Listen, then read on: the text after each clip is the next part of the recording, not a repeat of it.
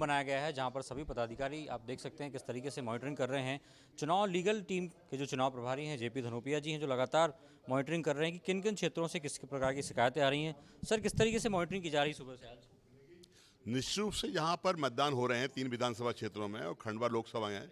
Bharatiya Janata party के द्वारा पूरे चुनाव प्रचार के दौरान भी आचार संहिता की धज्जियां उड़ाई गई हैं।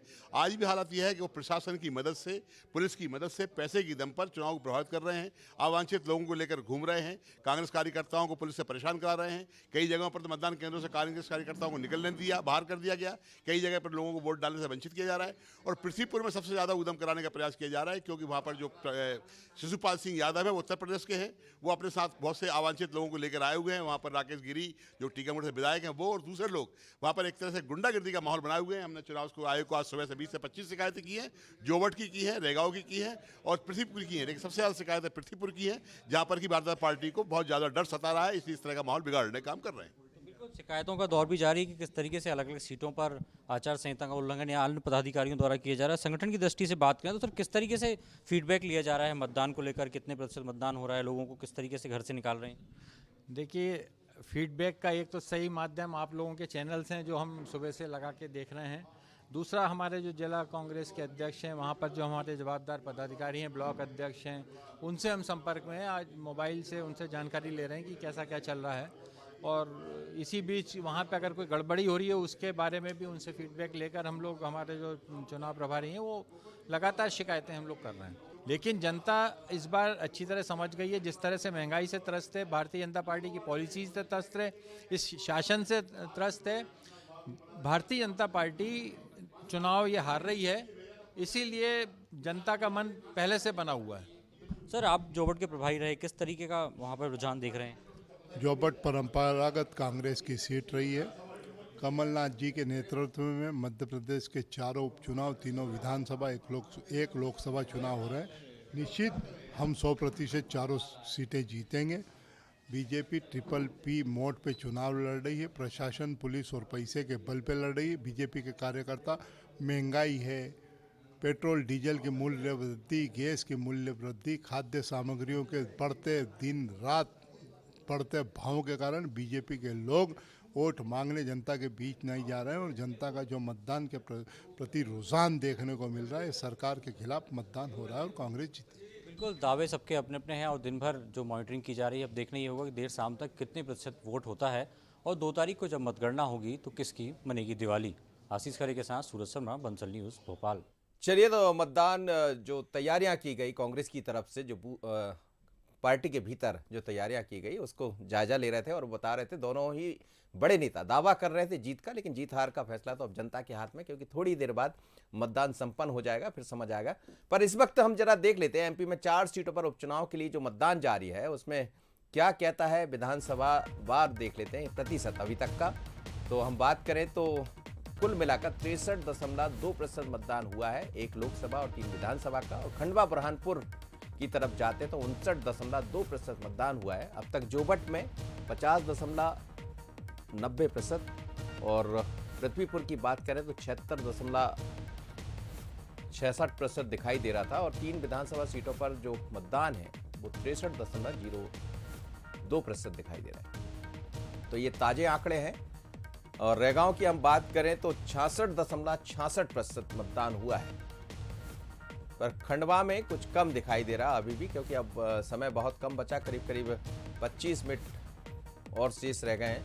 उसके बाद मतदान संपन्न हो जाएगा और जो भाग्य है वो ईवीएम में दर्ज हो जाएगा दोनों प्रत्याशियों का। चलिए, मेरे साथ मेहमान जुड़े हैं, हम चर्चा कर लेते हैं इस पर और सुनते हैं कि जी दुर्गेश जी आपके पास लौटूं, उससे पहले मैं चलता हूं सत्य प्रकाश जी के पास, जो वरिष्ठ पत्रकार है हमारे साथ जुड़े हैं। सत्य प्रकाश जी, ताजे आंकड़े भी हमारे सामने आ गए, उससे पहले भी हम आपसे यही बात कर रहे थे, लेकिन ताजे आंकड़े भी ये दिखाई दे रहे हैं कि खासकर पृथ्वीपुर में वोटा परसेंटेज बढ़ गया है। और यदि हम जोबट को भी देखते हैं तो जोबट में 52 दशमलव कुछ प्रतिशत पिछली बार रहा था, हमें लगता है ये उससे ऊपर जाएगा। जी मनोज जी, देखिए अभी जो वोट परसेंटेज है ये भी अंतिम तो है नहीं। जब फाइनल स्थिति आएगी तो परसेंटेज तो थोड़ा बहुत बढ़ेगा ही। लेकिन मैंने आपको पहले कहा, पृथ्वीपुर का जो मैंने बताया कहीं ना कहीं प्रत्याशी, चाहे वो कांग्रेस का हो या बीजेपी का हो, दोनों पॉलिटिकल पार्टी जनता में अपनी बात को पहुंचाने तक कामयाब हुई। वहां पर वोट परसेंटेज बढ़ रहा है, क्योंकि आज के हालात दिवाली के हैं। आप सब, हम, दिवाली त्योहार ना केवल हिंदुओं का है, बल्कि मेरे ख्याल से इस देश के अंदर जितने भी धर्म रहते हैं, सभी धर्मों के लोग दिवाली को बहुत तैयारी के साथ मनाते हैं। और दिवाली के अंदर घर में, परिवार में, सब जगह बहुत सारे काम रहते हैं इसके पहले जी। तो इसके बावजूद भी लोग अगर वोट डालने जा रहे हैं, तो ये ऐसे सिग्नल्स हैं, कहीं ना कहीं लोकतंत्र की मजबूती देने वाले सिग्नल्स हैं। और उन क्षेत्रों में लोग, यानी दोनों पॉलिटिकल पार्टी और प्रशासन, इस बात के लिए मजबूती दी है उसने कि लोग घर से निकलकर वोट परसेंटेज को बढ़ाने में या टर्नआउट को बढ़ाने में काम किया है। लेकिन अब आपको मैं बताऊं, जैसे कुछ सीट्स हैं जहां पर वोट परसेंटेज डाउन हो रहा है, यानी कि मतदाता में उत्साह कम नजर आया। अब उत्साह कम नजर आने के दो कारण होते हैं कि क्या वो रूलिंग पार्टी से नाराज है, या वो वोट जाने के लिए वो सोचता है दोनों पॉलिटिकल पार्टी कोई मतलब की नहीं है, इसलिए नहीं जाना चाहिए। ये भी एक कारण होता है। लेकिन मैं आपको बता रहा हूं, खंडवा की जो स्थिति है, खंडवा में लोगों में नीरसता के कारण वहां पर नहीं बढ़ रहा है। उतनी जो एक्टिविटी है, जो सक्रियता लोगों में दिखना चाहिए, वो शायद नहीं देखा पाई दोनों पॉलिटिकल पार्टी। उसके पीछे मैं आपको बार बार कह रहा हूं कि वहां पर जो संभावित प्रत्याशी थे, वो प्रत्याशी से बिल्कुल उलट ही प्रत्याशी आए। तो दोनों पार्टीज की जो लोकल बॉडीज हैं, उनमें वो उत्साह का संचार नहीं हो पाया, जिसके कारण वो अपनी बात को जनता तक पहुंचाने में नाकामयाब हो गए। मैं आपको फिर बताऊं कि जनता तक जब तक दोनों पार्टी ताकत से अपनी बात को नहीं रखती, तब तक वो वोट में कन्वर्ट नहीं होती हैं। बिल्कुल, आप ठीक कह रहे हैं जी। इसके पीछे क्या होता है, एक दूसरा एक कारण और भी रहता है कि जिला प्रशासन भी उसमें बड़ा महत्वपूर्ण भूमिका अदा करता है कि कुछ जिला प्रशासन कुछ ऐसे माहौल क्रिएट करते हैं, क्योंकि आज कोविड का माहौल है, दिवाली का माहौल है, तो इन हालातों में लोग कम से कम वोट करने जाना चाहते हैं। लेकिन अगर प्रशासन को मोटिवेट करके 68-70 के ऊपर वोट परसेंट को ले जाता है, तो कहीं ना कहीं वो प्रशासन भी डिस्ट्रिक्ट चलिए, बिल्कुल सर, आप ठीक कह रहे हैं। मुझे लगता है कि प्रशासन ने ये काम किया है। यदि वोटा परसेंटेज बढ़ा है तो उसमें प्रयास रहा होगा, लेकिन पार्टियों के भी अपने होते हैं, क्योंकि भारतीय जनता पार्टी ये कहती है कि बूथ तक पहुंचाना पहला हमारा काम। उसको लेकर कई बैठकें हुई है, कांग्रेस के भीतर भी यही। दुर्गेश जी, वही मैं आपसे समझना चाह रहा था। एक थोड़ी सी चिंता बढ़ाने वाली बात यह है कि खंडवा बुरहानपुर जो शहरी क्षेत्र है, वहां से मतदाता कम निकला है और ग्रामीण क्षेत्र से ज्यादा आते दिखाई दिया है। तो ये किस तरह से इस ट्रेंड को आप देखेंगे? देखिए, मुझे लगता है कि अभी समय बचा है मनोज जी, और उस समय में सभी पार्टियां ये प्रयास करती हैं कि ज़्यादा से ज़्यादा मतदाता निकलें। आप भी इतनी देर से सभी अपने जितने भी मतदाता जो देख रहे हैं उनसे भी निवेदन कर रहे हैं, और हमारे कार्यकर्ता भी फील्ड में निश्चित रूप से कर रहे होंगे कि घर से ज़्यादा लोग निकलें, अपने मत का प्रयोग करें।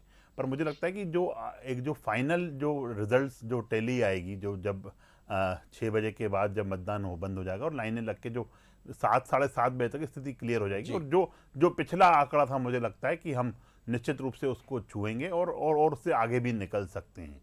रही बात शर्मा जी जो बता रहे थे, अपनी बात रख रहे थे कि सरकार का रुझान कम है, इस चीज़ को रुझान कहीं किसी चीज़ का कम नहीं है, और सरकार अपनी बात रख के निश्चित ही हमारे नेतागण हमारे जनता के बीच में बूथ लेवल तक सभी मीटिंगें, एक बूथ 20 युद्ध जो हमारा कार्यक्रम था, वो अनेक कार्यक्रमों के माध्यम से हम जनता के बीच में पहुंचे हैं। हमारे कांग्रेस के साथी भी एक आरोप लगा रहे थे मनोज जी, ये सिर्फ आरोपों को लेके चुनाव में है, इनके पास न कोई उपलब्धि है न कोई जनता। आरोप तो आपने भी लगा दिया ना। सिर्फ नहीं, आरोप मैं क्रिया की प्रतिक्रिया दे रहा हूँ मनोज जी, क्योंकि ये आरोप लगा रहे हैं तो निश्चित ही मुझे उसका क्रिया की प्रतिक्रिया देनी पड़ेगी। ये बोल रहे हैं कि सरकार नहीं बचा पाए, जिनके खुद के घर के, अब ये चुनाव जो गिना रहे थे उपचुनाव कि हम दमोह जीत के इतने वो अपने सेहरा बांध रहे हैं, तो दमोह से पहले भी 28 उपचुनाव हुए थे मध्य प्रदेश में, और उसमें भी इनकी सरकार इनका जो अगर 15 महीने में कुछ किया होता तो निश्चित ही वो चुनाव जीतते ही, पर जनता ने इनको नकार दिया। और अभी भी जो देखेंगे आप इन चुनावों में उसको, क्योंकि आप खंडवा की जो बात कर रहे हैं बार बार, खंडवा में अरुण यादव इनके कैंडिडेट थे, दिग्विजय सिंह ने बधाई दे दी, इनके प्रवक्ता साथी, एक आपकी डिबेट में ही हम लोग बैठे थे तो उन्होंने प्रवक्ता ने घोषणा कर दी कि अरुण भैया चुनाव लड़ रहे हैं, और अनेकों बार ये चीजें हमने देखी। पर अगर कोई टिकट मिली होती और जैसा उन्होंने जो उस बयान उनको कहा कि बुआई हम करते हैं और कटाई कोई और करके जाता है, तो यह निरस्ता निश्चित रूप से कांग्रेस के कार्यकर्ता और रिजल्ट भी बताएगा। कोई ज्यादा दिन दूर नहीं है। अब समय अब तो लगभग सब वोट डल गए, ईवीएम में लॉक हो गए और 2 तारीख को जब हम आपके चैनलों पे बैठेंगे तो निश्चित ही मिठाई भी खाएंगे और खिलाएंगे भी। चलिए जी, जितेंद्र जी कुछ कह रहे हैं। नहीं, देखिए, सबसे पहली चीज़ तो ये है दुर्गेश जी से आप कहिए कि अभी मिठाई के ऑर्डर ना करें क्योंकि चुनाव फंसा हुआ है। अभी सत्यप्रकाश शर्मा जी ने बहुत बढ़िया बात कही। आपने भी कहा कि ग्रामीण क्षेत्रों में मतदान को लेकर के ज़्यादा उत्सुकता देखी जा रही है। उसके पीछे मनोज जी अगर मैं देख पाता हूं तो आज सबसे ज़्यादा परेशान ग्रामीण ही तो है। चाहे किसानों की बात कर लो, आपने देखा कि आज 8000 मीट्रिक टन एक जिले में जरूरत थी, 600 मीट्रिक टन खाद की उपयोगिता नहीं दे पाए, आप उपलब्धता नहीं करा पाए। किसान सबसे ज्यादा परेशान है। आप ये देखिए, मेरा मनोज जी इनसे एक निवेदन है कि ये झूठ नहीं बोले। किसानों को लाइन में लगाने वाले लोग, सबसे ज्यादा किसानों को लाइन में लगाने वाले लोग, किसानों से झूठ बोलने वाले लोग, कर्ज माफी का वचन देकर मुकर जाने वाले लोग, ये इन सब पे जनता इनको घर बिठाने वाली आप देखिएगा। ये सब घर बैठे हुए देखेंगे आपको, और सिर्फ मगरमच्छ के आंसू बहाते हुए, मगरमच्छ के आंसू बहाते हुए ये दिख रहे हैं मनोज जी। एक चीज इन्होंने 973 वचनों में से एक वचन ये पूर्ण नहीं कर पाए और जनता के बीच में सिर्फ और सिर्फ आरोप और आलोचना लेकर ये जनता के बीच में गए। सरकार में बैठे लोग जिस तरह से सरकार में बैठे लोग आरोप लगा रहे हैं कि कांग्रेस कर रही है, ये इनकी सरकार का फेलियर है, ये इनकी सरकार की निराशा समझ में आ रही है। अरे कहीं कोई निराशा नहीं है, मुख्यमंत्री सिर्फ कांग्रेसियों में निराशा है, बाकी सब उत्साह से मतदान कर रहे हैं और कांग्रेसी घर बैठे हुए हैं। आज महंगाई के कांग्रेसी घर बैठे हुए हैं। आज डीजल पेट्रोल के बड़े रेट में आप मैं आपसे इस पे सब चीजों पे डिबेट करने को तैयार हूँ जितेंद्र जी। आपके पास 4 राज्य हैं, एक राज्य में तो बता दे कम करके कि आपने क्यों राजस्थान 125 रुपए पेट्रोल बोल रहा है, क्यों नहीं आप अपने राज्यों में कम करके बता रहे हैं। मगरमच्छ के आंसू मत बहाइए, मगरमच्छ के आंसू मत बहाइए। जनता इसको अच्छा नहीं मानती जितेंद्र जी, जनता इसको अच्छा नहीं मानती। नहीं, लेकिन आपसे मेरी एक अंतिम प्रतिक्रिया है, फिर मैं आपको फ्री कर दूंगा। दुर्गेश जी, ये जो वोट ऑफ परसेंटेज जिसका हम बार बार जिक्र कर रहे हैं, शहरी क्षेत्र में खंडवा बुरहानपुर के लोग कम निकलते हुए दिखाई दिए हैं और ग्रामीण क्षेत्र से मतदाताओं ने बढ़ चढ़कर हिस्सा लिया। और वोट ऑफ परसेंटेज जो अभी दिखाई दे रहा 74% था 2018 में, अब वो ऐसा लगता है कुछ कम होगा क्योंकि 59.2% है 5 बजे तक। 1 घंटे में और यदि बढ़ेगा तो 5-7% ही बढ़ेगा, इससे ज़्यादा नहीं बढ़ेगा। हो सकता है 10%, 60-70 तक पहुँच जाए, लेकिन कम होगा। देखिए, मुझे जो लगता है पूरा का पूरा अभी समय बाकी है मनोज जी, उस समय तक का मुझे इंतजार करना चाहिए। और जो अगर कहीं पे कमी है तो वहाँ पे कार्यकर्ता और हम लोग आपके माध्यम से भी आह्वान कर रहे हैं, सभी लोगों को आह्वान कर रहे हैं कि निकलें, अपने मताधिकार का प्रयोग करें, विकास के लिए मत करिए जाके। इसलिए जनता वहाँ पे आप देखेंगे और बढ़ चढ़ कर उत्साह भी आपने दिखाया जनता का। कहीं कुछ कमी है तो मुझे लगता है कि हम तो अपनी बात रखने में कामयाब रहे, जनता के बीच में जा पाए और जनता निश्चित रूप से हमें जीत का वरण कराने वाली है। जी जितेंद्र जी, आपसे अंतिम प्रतिक्रिया मेरा ये कहना है मनोज जी कि आज ग्रामीण क्षेत्र का मतदाता क्यों आगे आकर मतदान करने के लाइन में लगा हुआ है। निश्चित तौर पर परेशान वही है इनकी नीतियों के कारण। आज खाद की अनुपलब्धता आपने दिखाई, खाद के लिए लड़ाई हो रही है, खाद के लिए किसान के ऊपर FIR दर्ज की जा रही, खाद सुनिश्चित नहीं कर पा रहे। बिजली 8-8 घंटे कटौती हो रही, ग्रामीण क्षेत्र का किसान परेशान है, उसको डीजल महंगा मिल रहा है, वो परेशान है। इनके लिए वोट कैसे कर देगा वो, इसलिए इनके खिलाफ वोट करने के लिए लाइन में लगा हुआ है। बहुत ज्यादा मुखर है। दमोह में भी आपने देखा था ग्रामीण क्षेत्रों में मतदान ज्यादा हुआ था क्योंकि इनकी नीतियों के खिलाफ इन्होंने महंगाई में बात की। सिर्फ अभी भी आपने कैसे एक ढोंग किया था, जनता को गलत बरगलाने का काम किया था। उस समय भी बिजली के लिए आप कहने लगे अपने चैनलों पे, कहीं बिजली गई क्या, कहीं कुछ हुआ क्या। सिर्फ झूठ बोलकर, सिर्फ झूठ बोलने का काम मनोज जी चाहे प्रवक्ता यहाँ चैनलों पे बैठ के झूठ बोलते हैं, राहुल गांधी जी वो झूठ बोलते हैं। आप एक बताइए 973 वचन में से कोई आपने एक चीज, कोई 973 वचन में से एक वचन पूरा कर पाएगा। अंतिम प्रतिक्रिया सत्यप्रकाश जी से ले लेता हूँ। जी सत्यप्रकाश जी, रेगांव का जो प्रतिशत है वो 66.66% दिखाई दे रहा है, रेगांव को लेकर क्या कहेंगे आप? देखिए रेगांव में कसमकस है, हम्म। किसी भी एक पार्टी के लिए वहां माहौल नहीं दिखता है। कोई ये नहीं कह सकता कि यहाँ कांग्रेस जीतेगी या यहाँ भाजपा जीतेगी। जी। दोनों पॉलिटिकल पार्टी ने अपनी ताकत झोंकी है। शिवराज सिंह जी ने स्पेशली उस सीट को फोकस किया है। लेकिन मैं आपको फिर कहूंगा, कांग्रेस इसमें चाहे कुछ उसको सबक सीखने जी। की आवश्यकता है कि भाजपा ने जिस हिसाब से ये चारों बाईपोल लड़े हैं, कांग्रेस ने उतनी ताकत से ये चारों बाईपोल नहीं लड़े हैं।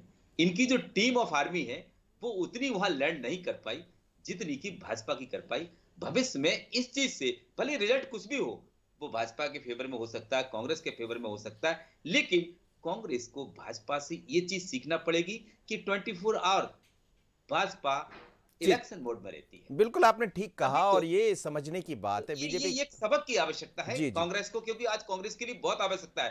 कांग्रेस में कुछ चीजें जो फैक्शनिज्म है ये बढ़ रहा है, इनडिसिप्लिन बढ़ रहा है, सेंट्रल लीडरशिप वीक हो रही है। इन पर एक गहरे चिंतन की आवश्यकता है मनोज जी, जो कांग्रेस को आगे मजबूती देगी। एक चीज और मैं लास्ट में कहना चाहता हूं, मध्य प्रदेश में कांग्रेस स्वाभाविक विपक्ष है, इसलिए उसको जो वोट मिलता है वो उसी के कारण मिलता है और कुछ उसकी आइडियोलॉजी का वोट। चलिए सर, ये समझ आ जाएगा अब तो, क्योंकि अब चुनाव संपन्न हो रहे हैं, मतदान जी मजबूती से काम नहीं कर पा रही है। बहुत बहुत धन्यवाद आप सभी मेहमानों को मेरे साथ जुड़े। लेकिन मतदान अब